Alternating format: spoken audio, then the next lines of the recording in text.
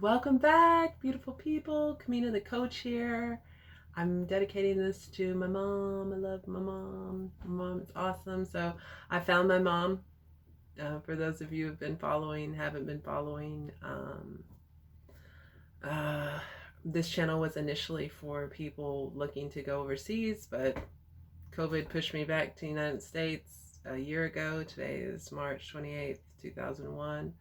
So I've been back in the United States for a year and probably not going anywhere. So I've had to rededicate the channel and kind of rededicate my life. So in this video, I'm going to give two bits of advice. One is is a caveat based on the advice, and just kind of talk through my experience. So if you've been following here recently, you will see that I will say, and I still hold to this, that our superpower can, one of our superpowers can be our ability to detach. And initially in my search, I was very detached because I had suffered a great deal of racism at the hands of my adopters. And I am half Sicilian, so I was very wary of contacting my birth family on my mother's side, because my first family on my mother's side, forgive that slip, because it's my only family as far as I'm concerned. I was apprehensive because of the year that it was when I was conceived, and just and just because of what I've faced in my family. And I'm really thankful that my mother had watched all my videos and she was understanding and prepared for how I was feeling.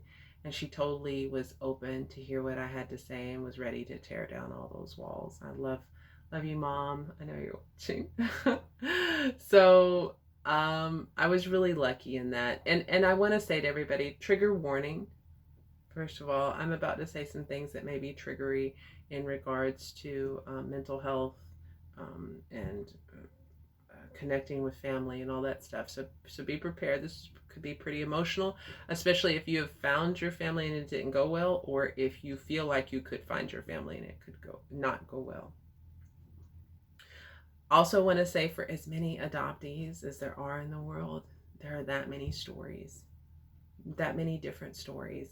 So just because you've listened to all these adoptee podcasts and heard all these different ways it could go, there's still a completely different way it could go for you. I was very braced because I'm biracial. I'm a biracial adoptee, a late discovery adoptee, and a transracial adoptee. There's a lot of stuff going on. So transracial meaning I was adopted by a white family, racist white family. Biracial, half Italian, half African American. And late discovery, I didn't find out till I was 32. They tried to pass me off as theirs.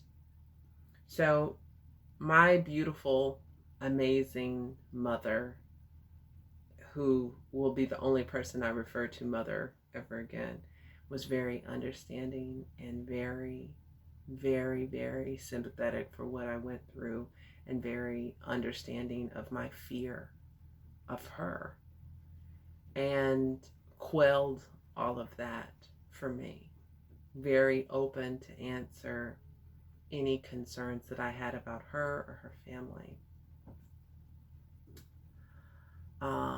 I'll also, side note, dedicate this to my auntie, because if it wasn't for her, I had sent a message to my mother online, and I had sent a message to my cousin online, but and I eventually sent a message to my brother, but they didn't know if it was real or not. And because of my auntie, I was able to connect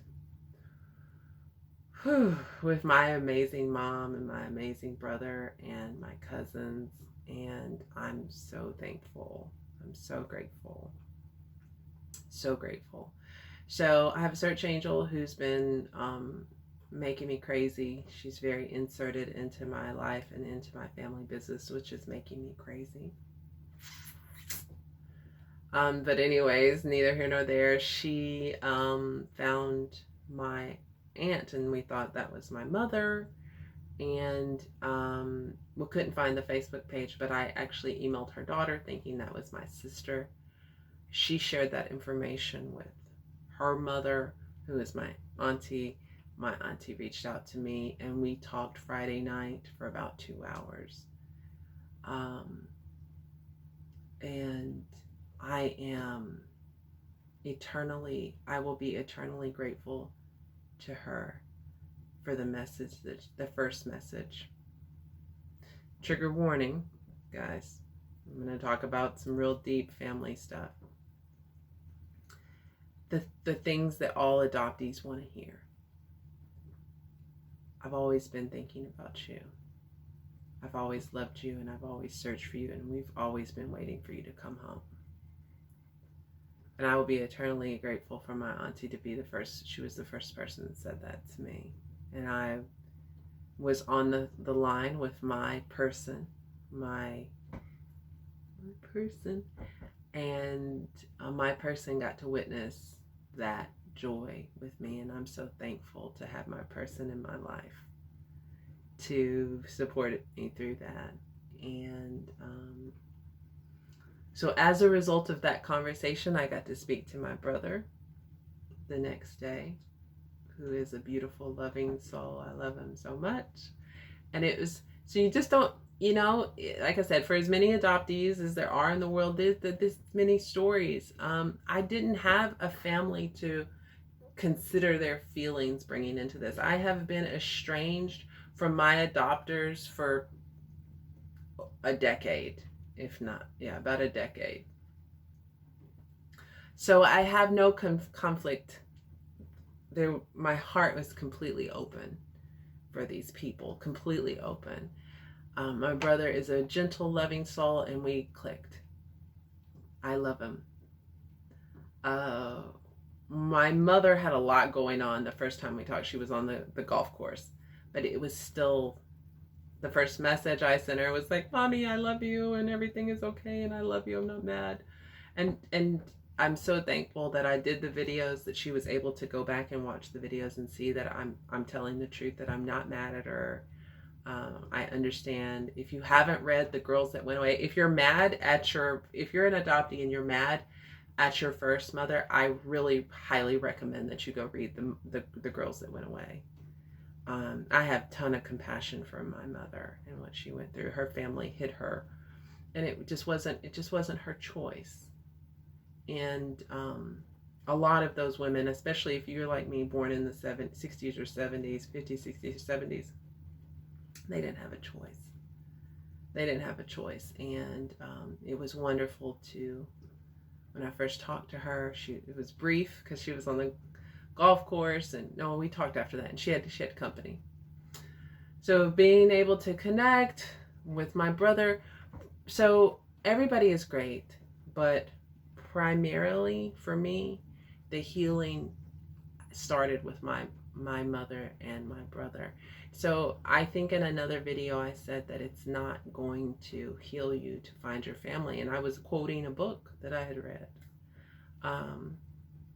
I can't say for sure, to be quite honest, if it will heal you or not. But I know for me it has been tremendously healing. All the adoptees I've spoken to who got to talk to their mothers, even if they don't talk to them anymore, talk about a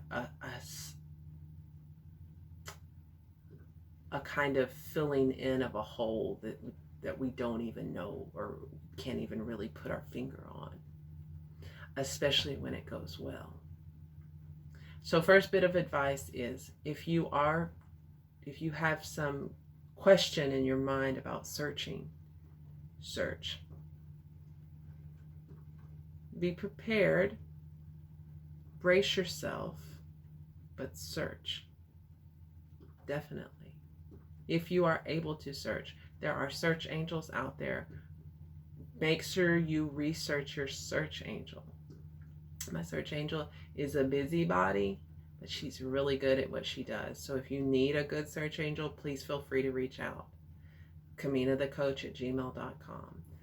She's really good at what she does. She is a little too involved in my family business, but she's really good at what she does. Really, really good. And she has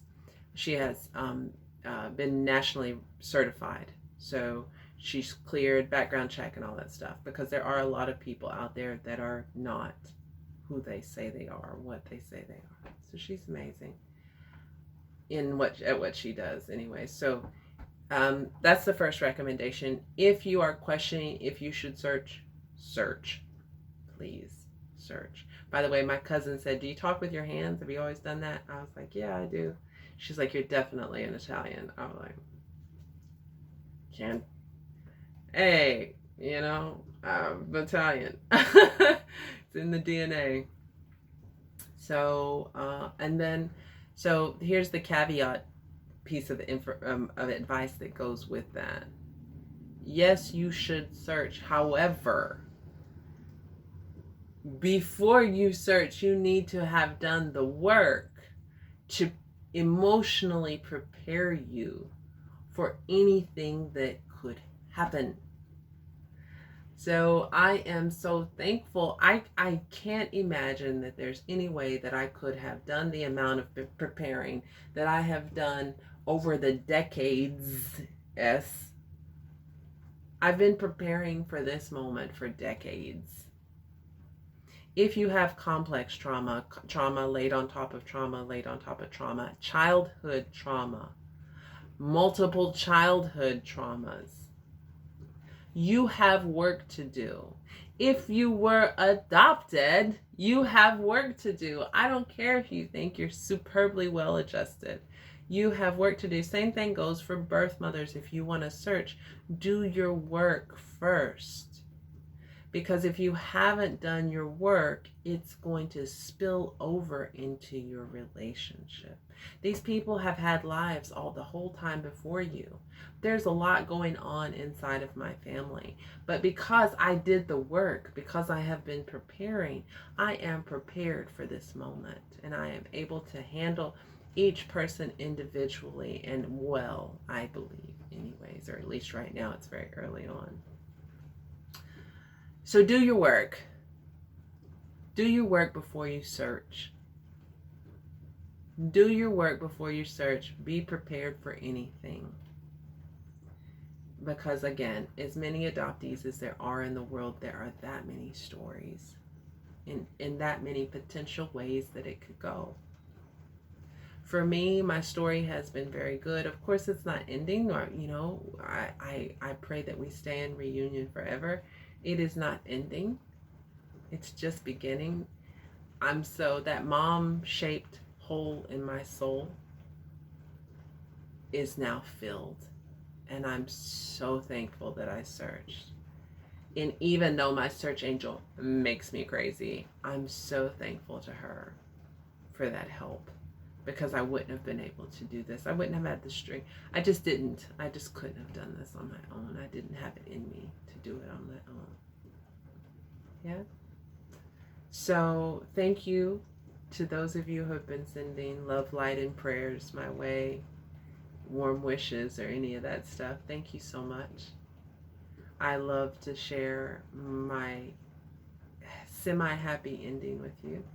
I did get my father's name, and he is deceased, and I'm very sorry to hear that. However,